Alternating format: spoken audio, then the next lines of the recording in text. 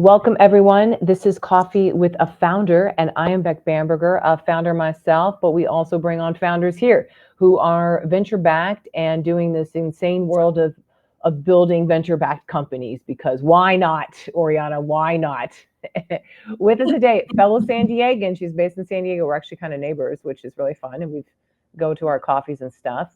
But Orianna Bretschger is here. She's from Aquacycl. She's CEO and founder, right, Orianna? No. Yep, co-founder. And co-founder as well. You were working on migrating a lot of the greenhouse gases, like up to 90% of gas emissions with wastewater treatment, because even in the treatment of wastewater, there's massive amounts of waste. Whole lot. Disgustingly. Yes.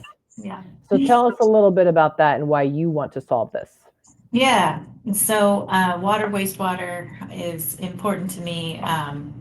Early life, I lived in some very rural areas in the United States and the deserts of New Mexico and Arizona, and water always being paramount because you just don't have a lot of it. And we experienced that in Southern California with drought risk and cross-border issues in terms of, treatment and sanitation. And so, it's a challenge everywhere. And it's just less known in some areas versus others.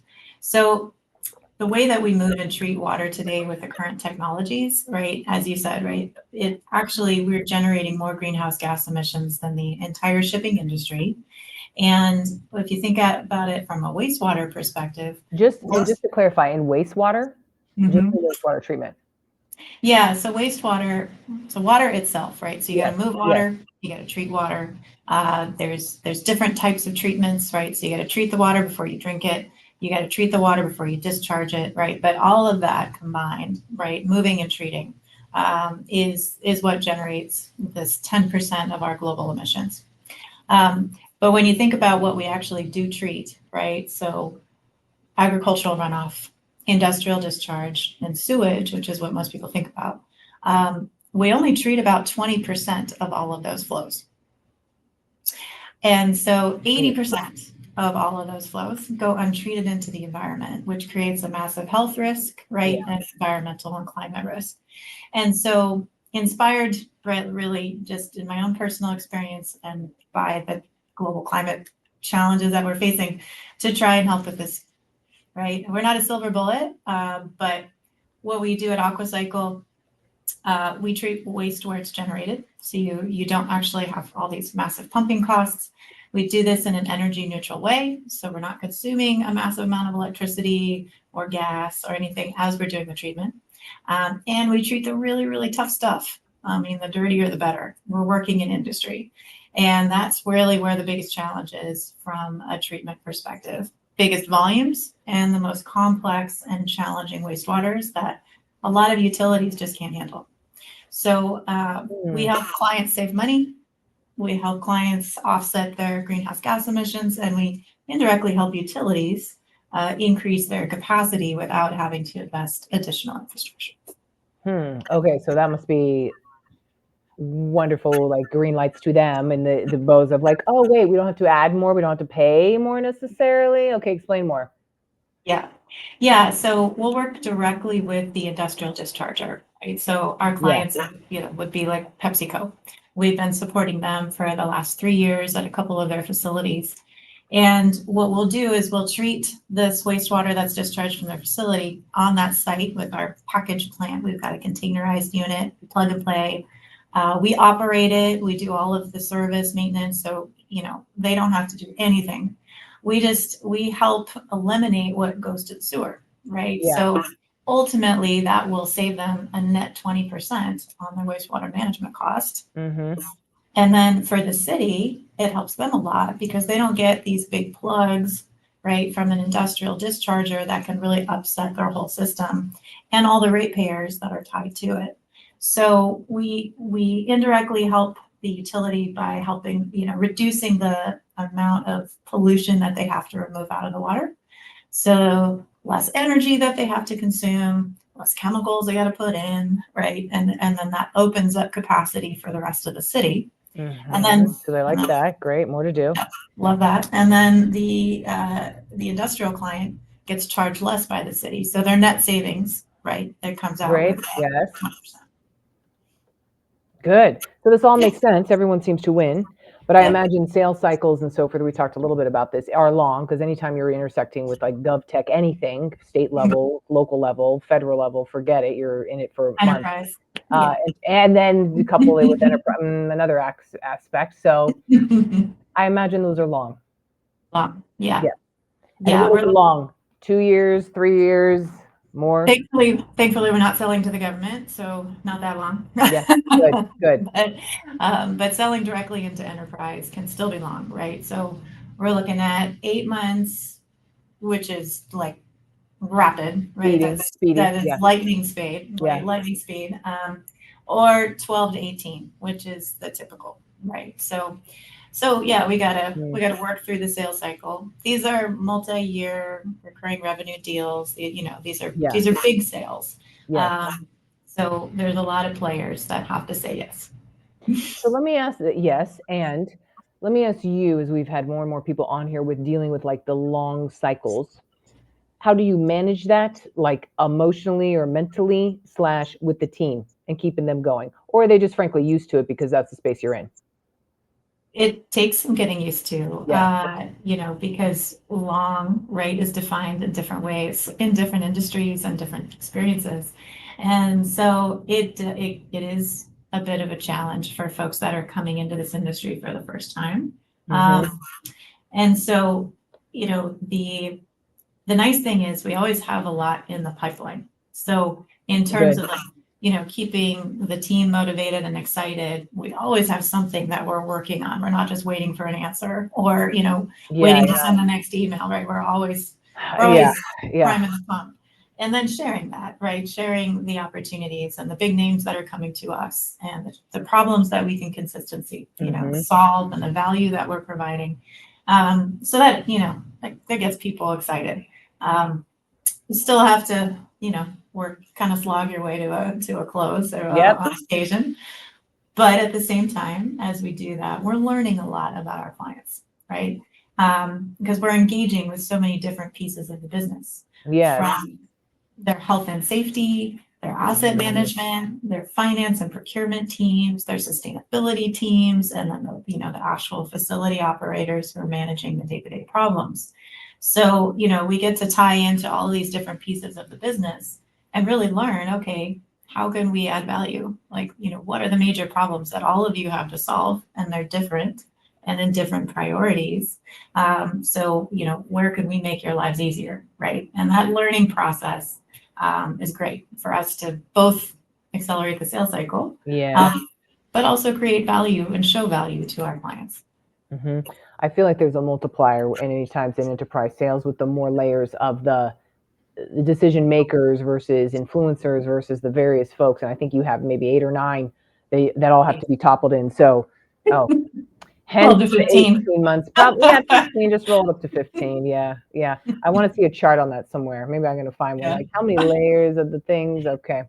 And there must be some function or some correlation to the size of deal that therefore it needs to, I would imagine, not an extreme correlation, but definitely if you're dealing with multi-million-dollar deals and such. It's not, we got to sometimes get board approvals. This isn't something that can just come out of a discretionary budget. It's either written into a CapEx budget ahead of time or it's pre-approved. There's special approvals that have to be made. So it's, it takes a minute. Yeah. So let me back up a second, Orianna, because you got a PhD in material science back when. Okay, then you also had physics and astronomy. So you've been in the STEM sector for a while. But now you've also been in Aquacycl for approaching 10 years. Yes? Yep. What have you changed your mind on now as coming from scientist to now more operator and the founder? It's a common combo we see, of course, deep science tech background, now moving a company. But what would you say? The biggest pivot for me, biggest mindset switch for me was not talking about a technology anymore and really talking about problems that we solve. So it's the difference between a cool widget and a business, right? And so, as a researcher, as a scientist, and operating in that space, right, for over a decade, just talking about the science, right? Just talking about the Yeah. technology, how it works and why Yeah. it works and why it's great. The reality is whoever is buying this product really doesn't care. They don't care. Oriana, at the end They of the do day, not does care. it save me time? Does it make me look good? Does it make me money? Does it save Exactly. money? Does Okay. it does it solve my problem? That's all I care about. And My so problem, not even the business's problem, my specific problem. Yes, yes. I'm glad we're distinguishing that because the my problem versus the business problem is yeah, not always a Venn diagram. So no, you need to be no. checking on that. Mhm, Often it mm, is far mm. removed. Yeah, yeah. Um, Isn't that interesting? yeah. But you got to bring it to, part of our sales cycle is bringing the Venn diagram together of like, okay, here's where corporate gains, here's where you gain, here's where all Here's how these other you look departments gain. good, how they maybe look good. Yes. Yeah. Mm-hmm.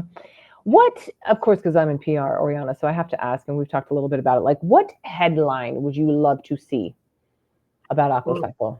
I If would we love had to to make, see, yes, yeah. Um, yeah. Okay. So, we're just going to throw it out there, see what we can yeah, manifest here. yeah. Forbes. Okay. Yes. Aquacycl surpasses 100 million users this year. 100 million users, as in actually facilities.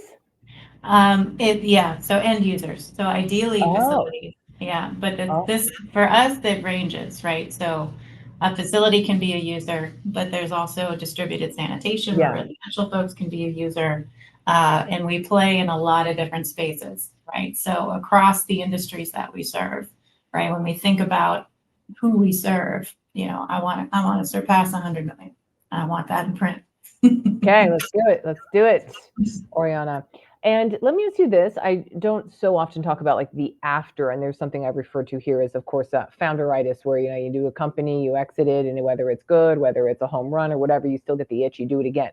Now, from you as a science background, are you like, oh, I'm going back deep into science, or is it, you know what, I'm gonna apply and do something again. Let's say that could still be years and years away, but who Yeah. knows?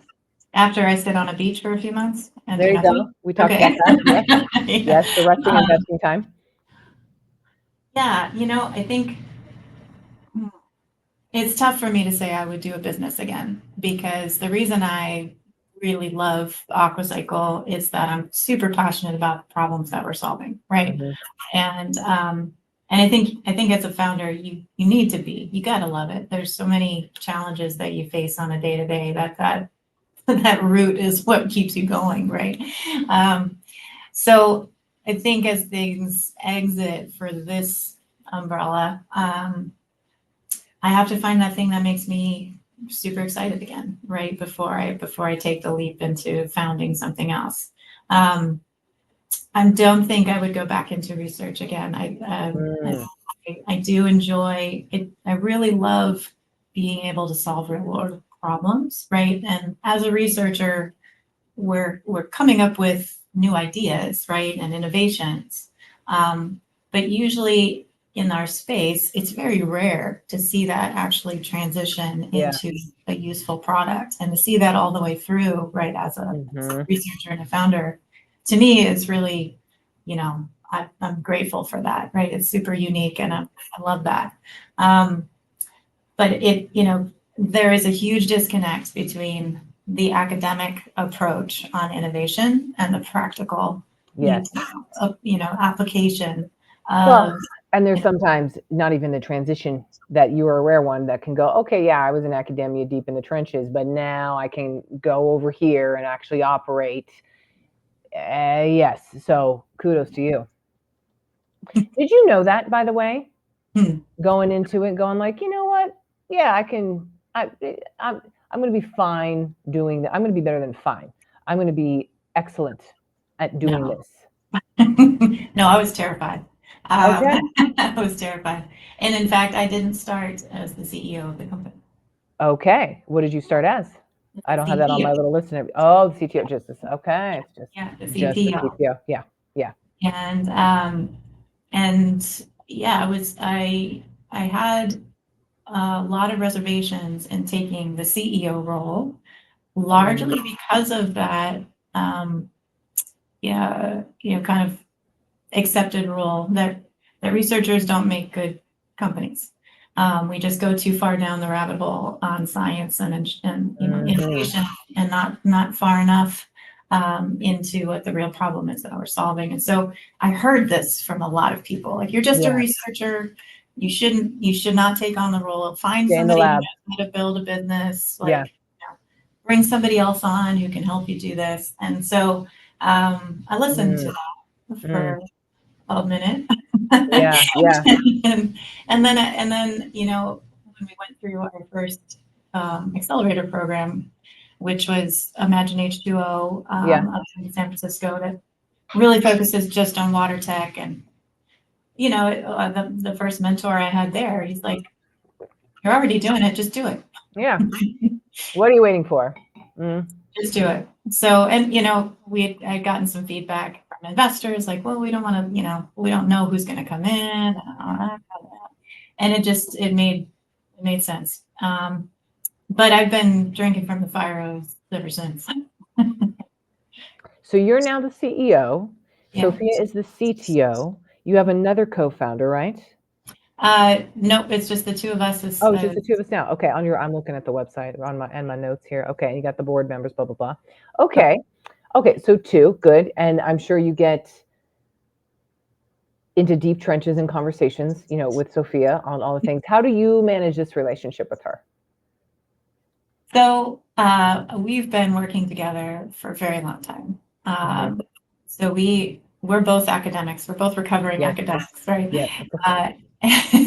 So we started working together when we were in different labs back in 2012, and then we kind of came together working in the same space together starting in 2015, right? So many moons now. And we've had conflicts, of course, every relationship does. We've been able to work through those because we're just very honest with each other. And she's Bulgarian. She's so by nature very direct. Excellent. So you like that too, Orianna. Also, I feel there's a correlation with scientists on this, although some can be conflict avoidant. Some are just like, this is it. This is the information and the data, and this is what we have to do. So, kind of depends. Yeah, for sure. But because we're able to communicate effectively, we've been able to work through the hiccups and support each other, professionally and personally on occasion, to see this thing move forward. So who approached who? I approached her. Okay. And how did it go? What happened? So, so actually before we even launched Aquacycl, not-for-profit research space, I needed somebody senior to come in and help with the team, manage the team, and bring an extra set of eyes on development, right? And my team was kind of split into two focus groups. Like, one was very fundamental science, and then the other was much more technology driven. Like, let's make something useful out of this. So she had a really awesome, unique aspect of being able to cross, right? Kind of both sides of the group and connect them. Okay, good. So I reached out to her when she was still at the University of New Mexico. Actually, her at that point, her boss. I was like, hey, I really need somebody senior. He was a mentor to both of us. Wait. You went to the boss first? I did. Interesting approach. And you said, hey, I need something here. I need the technical support. Yeah. How about this person? Well, I said, I really need somebody senior in my team. Do you have anybody that you think would want to come over and work with me and my team here? So you already knew it was her, right? Yeah. Okay. Oh, but I love the approach. I hope people are taking notes here, because you know what you wanted, but you had the strategy and the diplomacy, Orianna, to go like, well, let me ask the boss first, because that's going to look bad if I just go snag this person, right? And just like, I love this. So then what happened? So, and he and I are friends. We're colleagues. He Okay, was so there's a kind of relationship there too. Okay, this is yeah. good. This is all coming.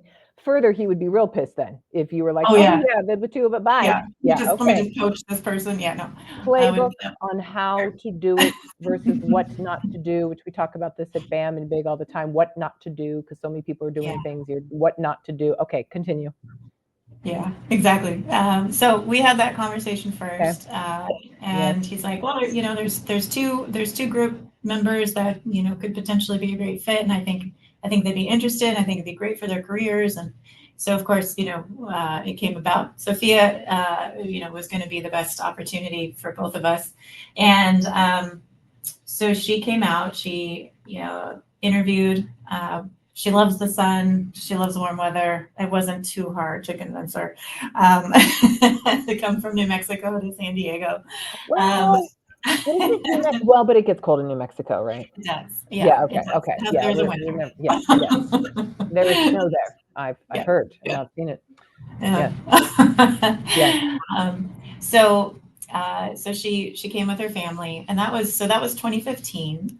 And when she was coming on board, I told her, it's like, we might not be here for much longer. There's an opportunity. We could spin this out. I don't know yet, but are you game? She's like, yeah, great, let's do it. So we stayed in the institute for about another year and a half, and then it came time. The decision really was made for my group of, okay, go forth, make a business, and that came from our first funding partner. So she was on board. She's like, yep, let's do it. Helped the whole transition out of the institute, right? We had to, like, who are we keeping on as the team member? Who do we help find jobs, right? And then how do we build this? And so as I eventually transitioned into the CEO role, she came on as the CTO. Got you. But now, wait a second. Let's go back to the friend that you had. Yeah. And So the blessing was, yeah. Yeah, so he's now at the University of Irvine. We're all still in touch. Yeah. Okay, so it's all good there. Okay. Oh, good. Excellent. That sounds like a 10 out of 10 handling of great. how to approach your potential co-founder without leaving the bag for the other person who's like, what? That's my person. Yeah. Good job. Good little case study, Orianna. What else about now running Aquacycl have you changed your mind on?